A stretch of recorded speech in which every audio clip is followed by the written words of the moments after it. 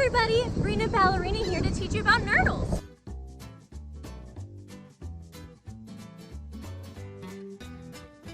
Everyone say Nurdle with me.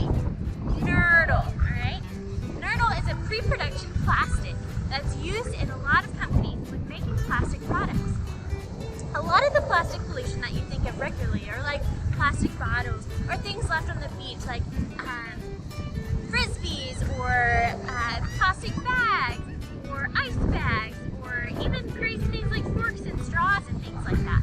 But a lot of the pollution actually comes from this stuff called Nurdles.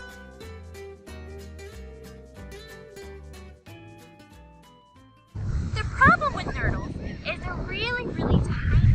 And because they're so tiny, animals that eat on planktonic organisms often have a problem swallowing these on accident. Let's define plankton. So plankton is defined as anything that cannot resist the current, anything that's at the mercy of the sea at all times. So, is a whale planktonic? No. Are you planktonic? No. Is a turtle planktonic? No. But things like a copepod. Have you ever seen SpongeBob? The little green guy from SpongeBob Plankton? He's actually a type of planktonic organism called a copepod. So next time you see SpongeBob, you can watch it and say, oh, that's a copepod. I knew that, right? Smart. But anything that can't resist the water current, like jellyfish, or those little serratium that glow that have those bioluminescence. And if you came to sea camp before, those little goobers or ctenophores that are non-stinging jellies. All of those are always at the mercy of the current. So as an example, if you're at Schlitterbahn swimming around, you're not planktonic. But if you're in an inner tube and floating around the lazy river, you're at the mercy of the current. Now you're planktonic. Got it? So next time you go to Schlitterbahn, you can be planktonic too, at the mercy of the current. It'll be a great day. So the really gross thing about Nurdles is it's the most prevalent marine debris out there. There's a ton of them in the ocean that we just don't see. Most of the times we think of those plastics, like things left on the beach, or plastic bottles, or forks, or straws, or things that other animals would eat, plastic bags. Those things are really dangerous for animals as well. But you gotta think of the whole food chain. And one of the most abundant things in the ocean is planktonic organisms. And those plankton are eaten by large whales, a lot of different species of eat planktonic organisms. We gotta be really careful because most of them are skim feeders, where they basically take their mouth up like a strainer and be able to eat what they want out of it. They basically strain, like you're straining a bowl of spaghetti, right?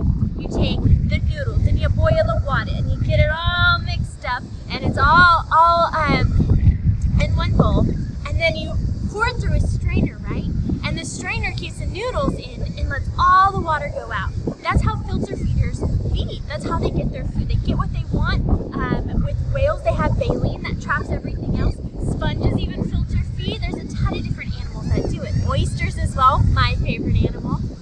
And they purge out all the water and all the things that they don't want in their body.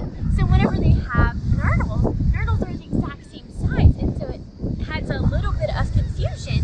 So whenever they're eating these Nurdles, they're filling up their stomach with plastic, and animals can't digest plastic in their natural diet. So it can be really bad and toxic for the animals as well. So we really need to be sure that we get these out of the ocean. Let's do an experiment. Say these shells are my fish, alright? The animal come with a skimmer. It's a very efficient process. Get it? Get it? Later we'll have a celebration. Okay, y'all, I'll stop. He gets it.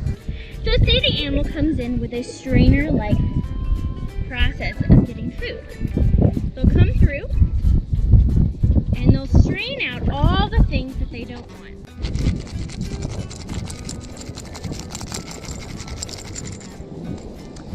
So we get what we want. We have our fish, but we also get a ton of these Nurdles in there as well. And that's what's hurting all the wildlife, because they're getting them stuck in their stomach and they can't digest them. So it's not just those big things that you think of whenever we think of marine debris and plastic, what our impact is on the ocean and in the marine environment. There's a ton of different stuff that we can be doing and that we just don't even know about that exists that can really harm our oceans. I challenge you guys to think of some ways at home that you can start reducing the amount of plastic waste, especially during events and family gatherings and outings, whenever we can reduce the amount of single-use plastics that we have. So, like if we're gonna have plastic plates, maybe we can have paper instead. Or maybe you can challenge yourself to offer to do the dishes for your family rather than using those plastic and single-use plastic items.